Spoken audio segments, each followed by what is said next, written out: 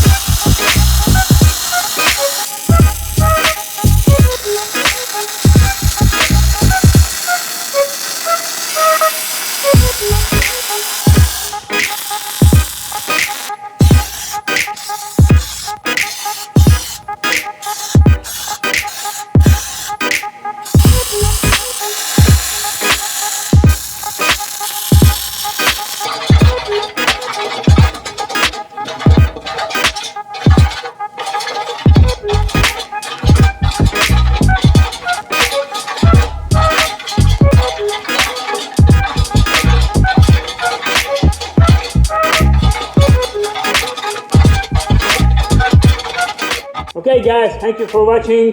Do not forget to subscribe, like, share, that is how we work.